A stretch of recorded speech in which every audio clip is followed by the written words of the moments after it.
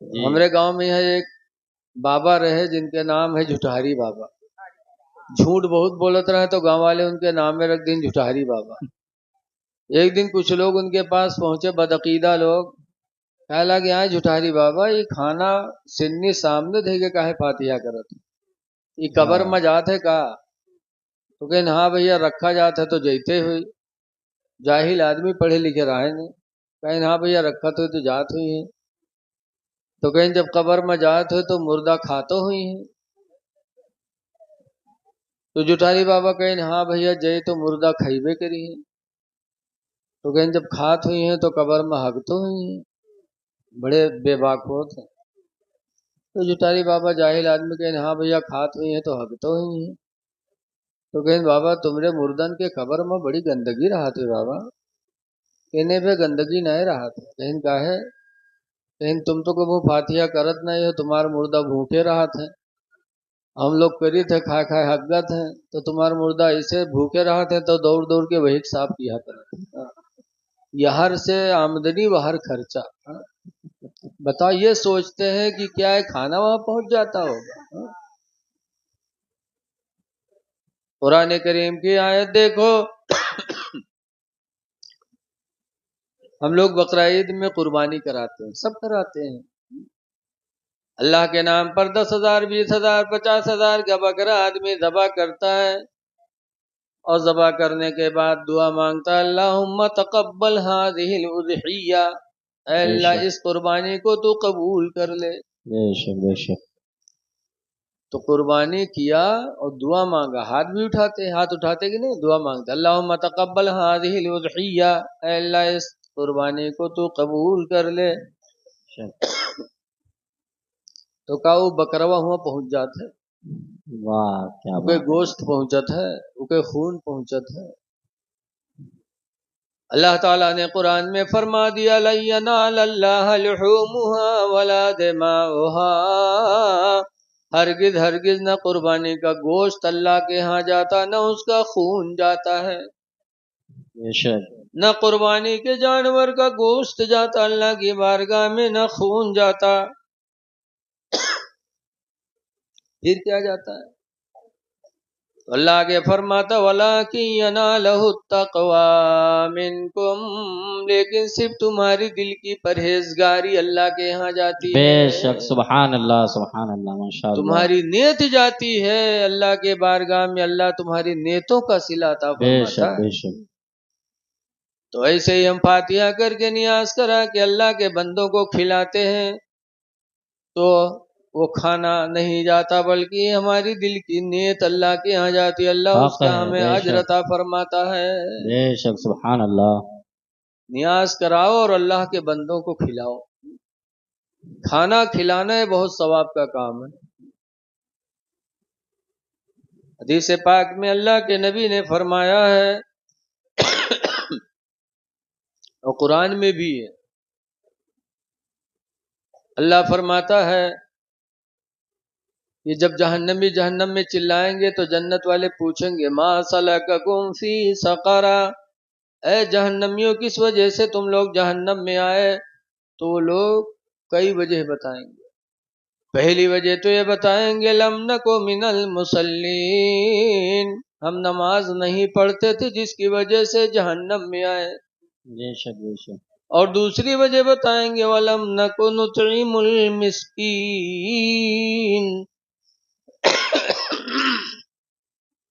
اور ہم غریبوں کو کھانا نہیں کھلاتے تھے. غریبوں کو کھانا نہ کھلانے کی وجہ سے اور نماز نہ پڑھنے کی وجہ سے ہم جہنم میں آئے. پتہ چلا کھانا کھلانا بھی ثواب ہے اور نماز پڑھنا تو فرض عین ہے. صحابہ کرام اور رسول اللہ کے گھرانے میں کتنی اہمیت تھی. حضرت علی شیر خدا کے گھر میں حضرت حسن حسین بیمار ہو گئے. جب حسنین بیمار ہو گئے تو فاطمہ زہرا نے منت مانی یا اللہ میرے بیٹے حسن حسین کو شفا دے دے تو ہم 3 دن روزہ رکھیں گے. فاطمہ نے منت مانی.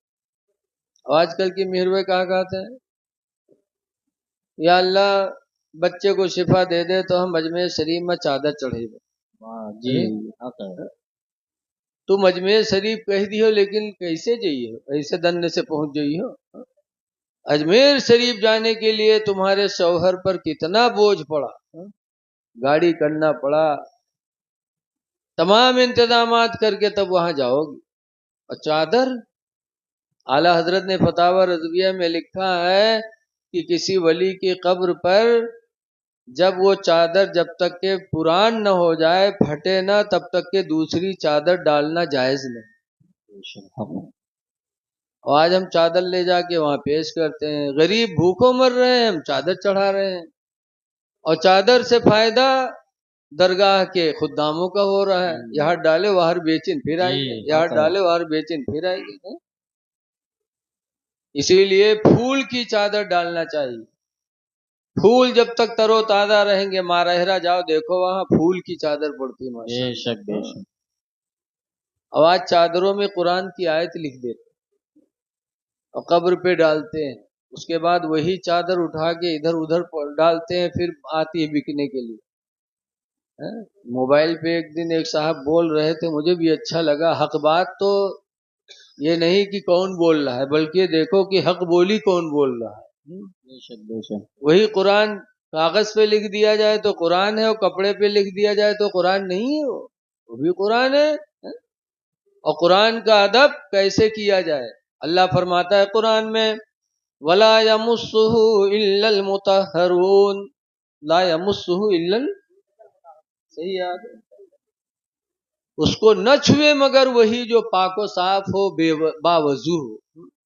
बावजू पाक साफ ही कुरान को छू सकता है। और जब आपने चादर में कुरान लिखवा दिया और फिर उसको कब्र पे डाल ले, उसको खुद्दाम उठा के इधर करते उधर करते, कोई बावजू नहीं होता, तो आप गुनहगार होते हो कि नहीं होते? तो कब्र पे जाओ तो फूल की चादर डालो। बहरहाल मैं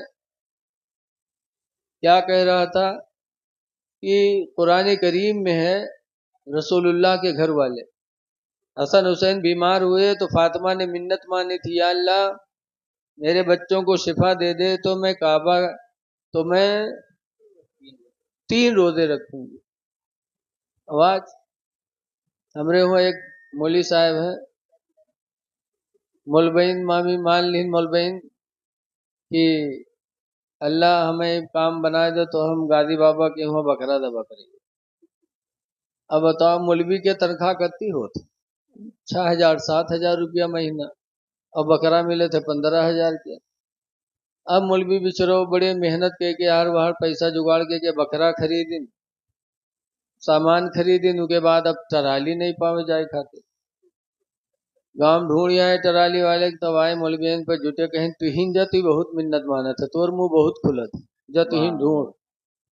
अब जब टराली वाला मिल गया तो खाना बनाए वाला नहीं मिले, तो फिर बाए मौलवी इन पर बरसे, कहा अरे तू जा ढूंढ के लेके आओ, तोर मुंह बहुत खुला था।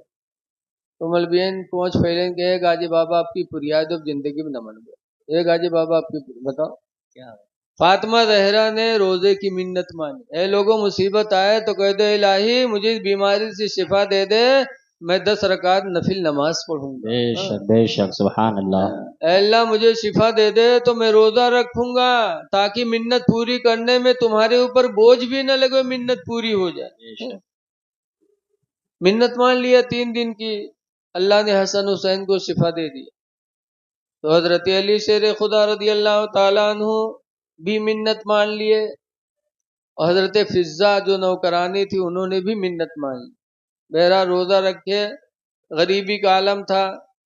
शाम को जब रोजा इफ्तारी का टाइम आया तो थोड़ा सा आटा था, उसकी 1 रोटी बनी।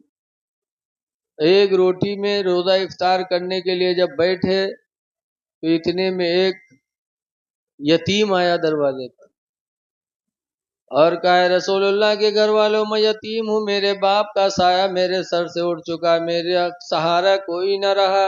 ए रसूलुल्लाह के घर वालों, मैं भूखा हूँ, मुझे खाना दे दो। हजरत अली शेर खुदा उठे, वही रोटी जो इफ्तारी के लिए थी उठे और उस यतीम को दे दिया, और पानी पी के घर वालों ने रोजा रख लिया, रोजा इफ्तार किया। सुबह फिर पानी पी के सेहरी कर ली, اور دوسرے دن پھر جب ایک روٹی بنایا افطاری کے لیے بیٹھے، پھر ایک قیدی آ گیا اور کہے رسول اللہ کے گھر والوں میں قیدی ہوں، میری مدد کر دو، میں بھوکا ہوں۔ حضرت علی اٹھے، وہی روٹی اٹھا کے قیدی کو دے دیا اور پانی پی کے روزہ افطار کر لیا۔ اللہ تیسرے دن پھر روزہ رکھا اور شام کو جب تھوڑا سا آٹا پائے تو ایک روٹی بنی، پھر افطاری کے لیے بیٹھے تو اتنے میں ایک مسکین آ گیا دروازے پر، کہے رسول اللہ کے گھر والوں میں مسکین ہوں، کمزور ہوں، میرا سہارا بن جاؤ، میں بھوکا ہوں، مجھے کھانا دے دو۔ حضرت علی شیر خدا نے اس دن بھی وہ افطاری کی روٹی لیا اور اس غریب کو دے دیا، پانی پی کے روزہ افطار کر لیا۔ تو اللہ تعالیٰ ان کے عمل سے اتنا خوش ہوا کہ قرآن کی آیت اللہ نے نازل فرما دی، اے جبریل جاؤ بشارت دے دو، الذین یطعمون الطعام علی حبہ مسکینا ویتیما واسیرا، اے جبریل جا کے خوشخبری دے دو کہ وہ لوگ جو میری محبت میں کبھی یتیم کو کھلاتے، کبھی مسکین کو کھلاتے، کبھی قیدی کو کھلا دیتے، ان کے لیے بڑا اجر ہے ان کے رب کے پاس۔ بے شک، سبحان اللہ سبحان اللہ۔ تو پتہ چلا کہ سرکار کے گھرانے سے ہم کو یہ سبق ملا ہے اللہ کے بندوں کی خدمت کرنا۔